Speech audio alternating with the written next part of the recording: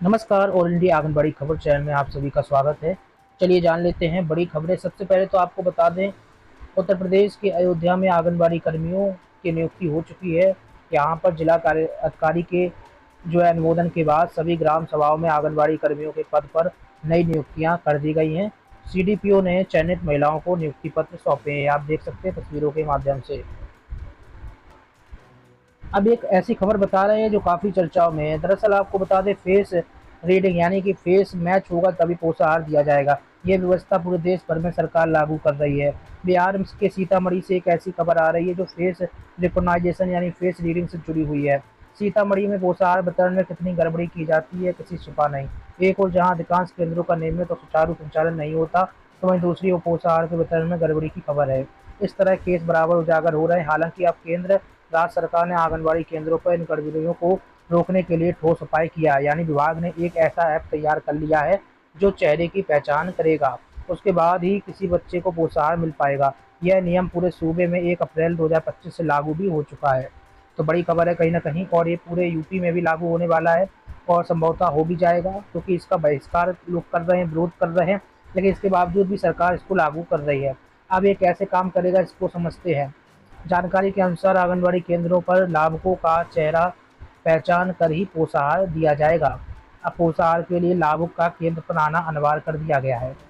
बिहार में आपको बता दें 1,15,009 केंद्र है। इन तमाम आंगनबाड़ी केंद्रों पर अब फेस रिकॉग्नाइज सिस्टम यानी कि FRS लागू कर दिया गया है।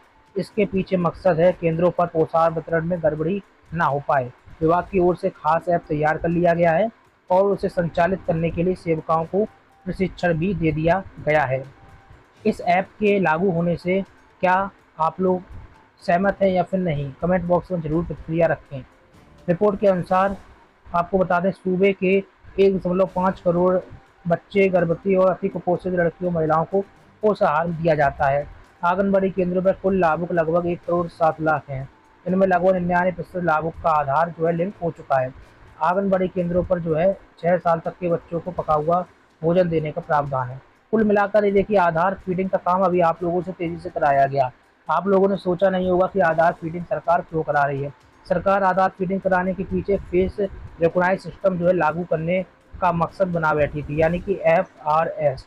अब आधार जब फीड हो चुके हैं, सरकार कह रही है कि 99% लाभुकों का आधार लिंक हो गया है, तो ऐसे में अब सरकार को आसानी हो गई है और इसी वजह से FRS सिस्टम को भी लागू कर दिया है और तेजी से इसको लागू सभी राज्यों में किया जा रहा है।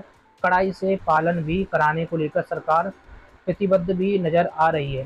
बाकी अगर यूनियन की तरफ से बात करें तो विभिन्न आंगनबाड़ी कर्मचारियों की यूनियन इस FRS सिस्टम का विरोध कर रहे हैं, लेकिन सरकार ने FRS सिस्टम फिलहाल बिहार में लागू कर दिया है।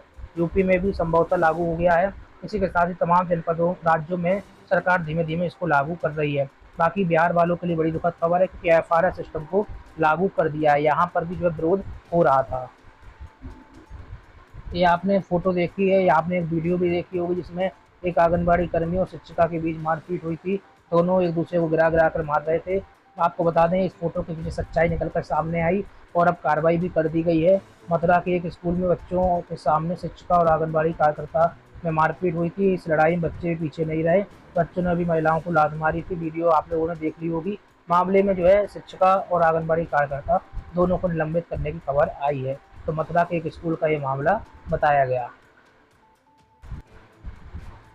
आंगनबाड़ी भर्ती के मामले में भ्रष्टाचार की खबरें कई जनपदों से निकल कर आ रही हैं। आपको बता दें, आंगनबाड़ी भर्ती किस तरीके से की गई, इसके बारे में हमने आपको बताया था कि मेरिट लिस्ट तैयार हुई है। मेरिट लिस्ट तैयार होने के बाद आंगनबाड़ी भर्ती की गई, लेकिन उत्तर प्रदेश के बांदा में भी आंगनबाड़ी भर्ती पर विवाद देखने को मिला है। यहाँ पर आरोप लगाया गया है कि मेरिट में टॉप नाम होने के बावजूद भी नौकरी नहीं दी गई। फिलहाल जांच के आदेश मिले हैं। दरअसल आपको बता दें, बांदा में आंगनबाड़ी भर्ती को लेकर विवाद हुआ है। मेरिट लिस्ट में पहला स्थान पाने के बावजूद भी पूजा वर्मा को नौकरी नहीं दी गई, जबकि प्रधान के दबाव में अपात्र उम्मीदवार का चयन कर लिया गया है। तस्वीर भी देख रहे हैं। बड़ी हैरान करने वाली ऐसी खबरें निकलकर सामने आ रही हैं कि टॉप नाम होने के बावजूद भी नौकरी नहीं मिल पा रही है। डीएम से शिकायत करने के बाद जांच के आदेश मिले हैं। वहीं विपक्षी दलों ने भी सरकार पर सवाल उठाए हैं। बड़ी कमाल की बात है, बांदा जनपद से ये खबर निकल कर आ रही है, जहां पर प्रथम श्रेणी में होने के बावजूद भी आरोप जानकारी मिली है कि यूपी के बांदा जनपद में आंगनबाड़ी भर्ती प्रक्रिया को लेकर मेरिट लिस्ट में नाम होने के बावजूद भी महिला को नौकरी नहीं दी गई।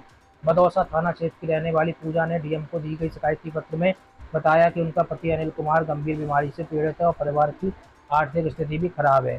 पूजा ने आंगनबाड़ी चयन प्रक्रिया के लिए आवेदन किया था और सभी शर्तों को पूरा करने के बाद मेरिट में उसका पहला स्थान भी आ गया था, लेकिन ग्राम प्रधान और लेखपाल की मिलीभगत से अपात्र व्यक्ति को नौकरी दे दी गई। तो इस तरीके से भी मामले सामने आ रहे हैं। वहीं इस मामले में डीपीओ जो है दिलीप कुमार ने कहा है कि एक शिकायत मिली है, भर्ती प्रक्रिया पूरी तरीके से ऑनलाइन पोर्टल के माध्यम से हुई है और मामले की जांच कराई जा रही है और सत्ता के आधार पर जो है कार्रवाई आगे की जाएगी। अब बात कर लेते हैं विपक्षी नेता राहुल गांधी, कांग्रेस के जो है अध्यक्ष। एक तरफ से उन्होंने आंगनबाड़ी कर्मियों के मानदेय को लेकर, ग्रेच्युटी को लेकर मुद्दा उठाया है। कांग्रेस के नेता राहुल गांधी ने सरकार से आंगनबाड़ी कर्मियों के मानदेय बढ़ाने और सेवानिवृत्ति पर जो है कार्यकर्ता सहायिकाओं को ग्रेच्युटी देने की सरकार से मांग की है। राहुल ने सरकार से आंगनबाड़ी कर्मियों की स्थिति और सामाजिक सुरक्षा में लगातार सुधार का मार्ग प्रशस्त करने का भी आग्रह किया है। अब कैसे इन्होंने आग्रह किया वो आपको बता दें। आगे बढ़ने से पहले चैनल को सब्सक्राइब कर लें, लाइक और शेयर करना मत भूलें। आपको बता दें राहुल गांधी ने जो है केंद्रीय बाल विकास मंत्री अन्नपूर्णा देवी को एक पत्र लिखा है। अभी हम आपको पत्र भी दिखाएंगे, जिसमें उन्होंने कहा है कि उच्चतम न्यायालय ने 3 वर्ष पहले आंगनबाड़ी कर्मियों और सहायिकाओं को औपचारिक कर्मियों के रूप में मान्यता दी थी तथा उन्हें ग्रेच्युटी भुगतान अधिनियम 1972 के तहत ग्रेच्युटी का हकदार भी बनाया था। लोकसभा में नेता प्रतिपक्ष है राहुल गांधी। इन्होंने कहा है कि फिर भी भारत सरकार ने इस फैसले को लागू करने के लिए कोई कदम नहीं उठाया है। अखिल भारतीय आंगनबाड़ी कार्यकर्ता समिति के प्रतिनिधिमंडल के साथ हाल ही में हुई बैठक का जिक्र करते हुए पूर्व कांग्रेस के अध्यक्ष ने आंगनबाड़ी कर्मियों सहायिकाओं को एकीकृत बाल विकास सेवा ICDS कार्यक्रम की रीढ़ बताया। इसी के साथ ही तमाम तारीफें भी की और कोविड संकट काल के दौरान आंगनबाड़ी कर्मियों द्वारा किए गए कार्यों का भी जिक्र किया है। यहाँ पर देखिए एक बड़ी खबर निकल कर आ रही है। हाल ही में जो है जगदम्बिका पाल सांसद है यूपी से, इन्होंने भी जो मुद्दा उठाया था ग्रेच्युटी वाला मुद्दा, जिस पर जो है सरकार गौर नहीं कर रही है या फिर जानबूझकर गौर करना नहीं चाह रही है, देश को घुमाए हुए है, असल मुद्दों पर बात नहीं कर रही है। कोविड संकट के दौरान जो काम किए गए उस पर राहुल गांधी ने बयान दिया है।